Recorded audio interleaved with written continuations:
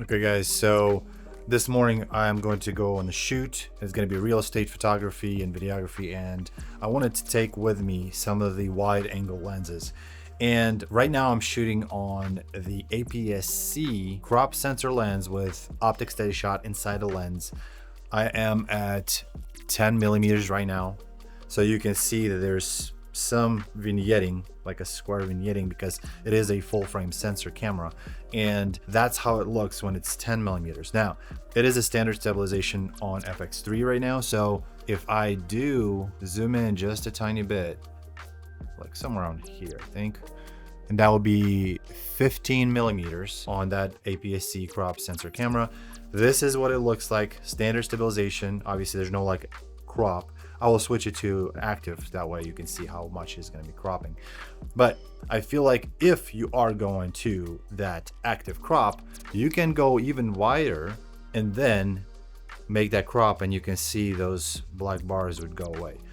I don't know if you shake it, there's times when you shake the lens and it actually shows up a little bit of vignetting, but nonetheless, this is what I'm shooting on right now. It's FX3 with that weird name Sony mic, and it is on top of it.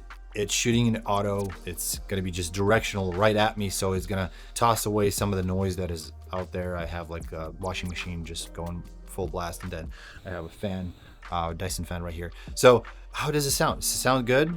Does it look good?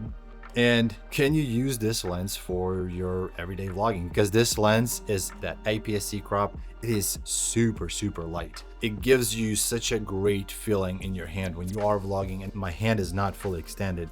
You can see how far I am, like literally, you can see like just the hand length away from the lens, and it looks like I'm actually extending the arm. So this is actually a great lens to vlog, I do believe so. Now, minus the vignetting, so if you go all the way out, honestly I've seen so many people actually using this kind of like look, these kind of like weird bars on the edge. There's a couple of creators that just want to be creative and just want to be different, and they do that.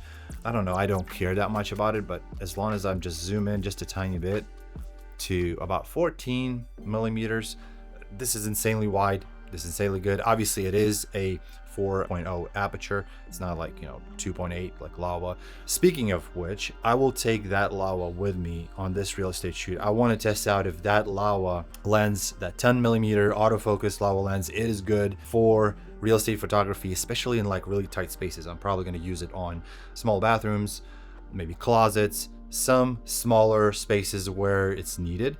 Otherwise, I'm going to be using my 16-35 G Master lens, just so the quality and everything is going to be just up to par. 60mm, I think that's just that industry standard for the real estate shoots. All right, let me just go ahead and pack up, and we'll head out. Okay, so this one right here, we're going to be just filming with the A7R5 16-35 G Master lens. And one of the things that make sure you do before you start shooting is put a polarizer filter, especially if you have quite a bit of sun going like this. It's just going to be less reflection from all the other like tiles or windows or whatnot. So let's go ahead and put I have Tiffin 82mm, which is, that's kind of like a standard 82mm Tiffin filter, circular polarizer. So let's go ahead and put this on, and make sure your filter is free of all the dust and gunk or smudges, because it will show on the camera. So I'm actually debating on getting that Peter McKinnon Helix system, so I can just snap on and without a problem use the neutral density filters. And just so I can show it to you what exactly I mean by the reflections, I'm really quickly going to record the video so you will actually see how different it is when I'm actually using that circular polarizer filter. So you can see how it all differs. So you really don't see a reflection of the trash can and whatever is just right there. So you do not have to see all those reflections. Majority of the bright sections, of course, is going to be there, but all the rest of the stuff, you won't see that reflection. And same thing goes to if you're filming something and it is actually inside of the vehicle and there's sunny weather outside, and you just mounted the camera on top of your hood of the vehicle and you want to shoot through the windshield. It's just have to be circular polarizer filter, because without it, you won't see a thing. So, oh, and one more thing, whenever you are filming with a lens that has a 77 thread and you need that circular polarizer filter on the lens, and that polarizer filter, it is 82 thread. This one is 82 to 77. So you tighten this, it's called step down rings or step up rings. I don't know which one it is, but you tighten this on this particular lens, which is 77mm, and you slap on the bigger 82mm filter. That's how you have to do it. So just keep in mind, do a little bit of research and buy the bigger filter. 82, usually it's solid choice. It's got a universal, and have some of these step down rings, and you can use this for all the other, lenses that you have. They're different thread size. So hopefully that helps. I closed the garage, I set up the shot.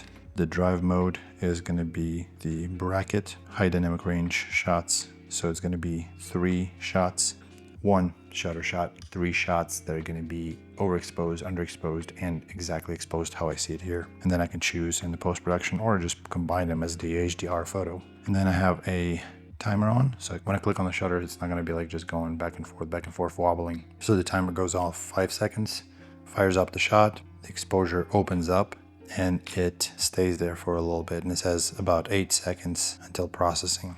And that's it. Shutter closed and everything. So let me go ahead see what the shot looks like. Yeah, well, looks good. So I'm not touching anything else. I'm just keeping like this, and then just start taking photos from different angles, 2 at least per angle. So active track enable. That way you can guys see me. Then I'm going on this side.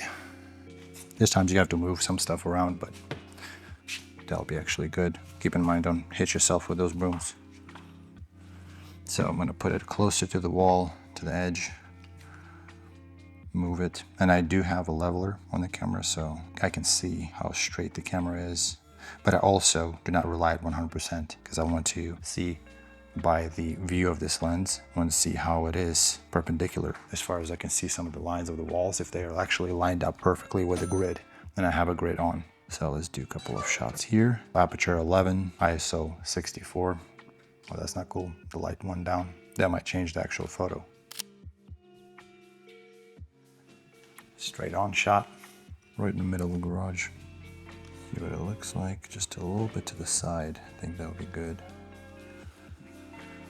That's what comes, the flip out screen comes in handy when you're shooting from the side and you get as close as possible to the wall. Timer goes on, 5 seconds. Take a shot, wait till the end. It says 10 seconds processing. And I'm probably gonna do the shot from the doorway so people can see how they're, when they're coming out of the door from the house into garage, what they see. That's a good shot always. I'm gonna open up the door so I can see. Make sure all the lines are correct and good. I mean, you can always correct it in post, but it's better to make sure that everything is just perfect before you snap a photo. 5 seconds, looks great. Okay, next, let's go inside of the house and get some room shots. Keeping away from the door to utilize more room.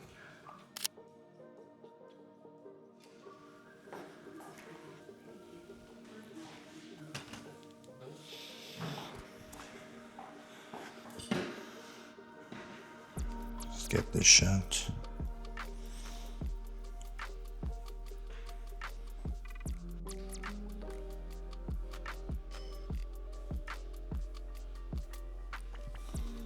I'll make it so it looks a little bit brighter.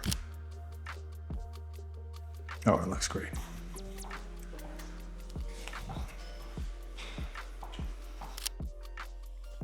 Okay, I took a shot of this 16 to 35. Now let's try the Laowa.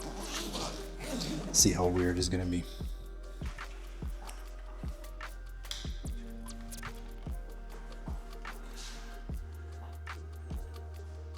Ooh, now I can hear the autofocus. Oh, well, listen. That is strange. In video, it's not like that. Let me try it in video. Yep, in video, nothing. In photo, you can hear it. switch it to photo.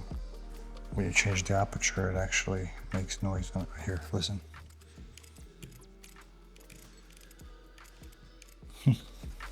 Strange. Okay, let's try the photo. Yeah. That's so weird. Okay, let's try the photo with this one. Okay, timer's on. It is so wide, I'm shocked. But you can capture everything. And the lines are straight. Okay, let's try this way. It's not bad. I'm impressed. Okay, now let's try it this way, but I will change the lens.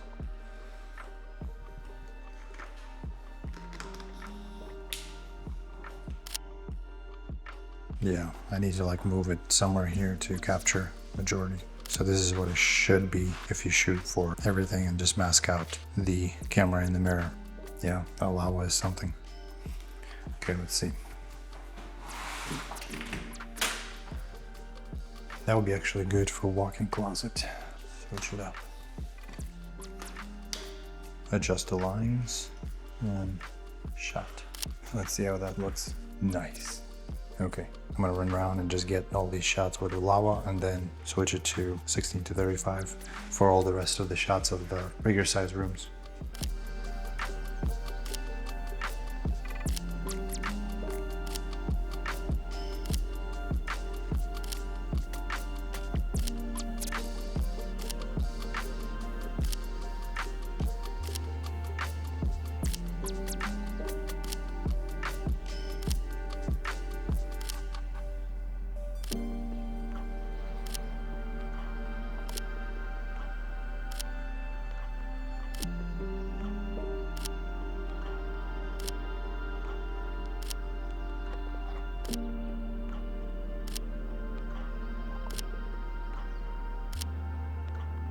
All right, this house is done, and now I'm gonna go ahead and hop on my bike and get some food. Also run into the friend there who was working on this house, and it took way too long. Okay guys, so if you liked the video, please don't hesitate to slap the like button, subscribe, and all that good stuff. You know what to do.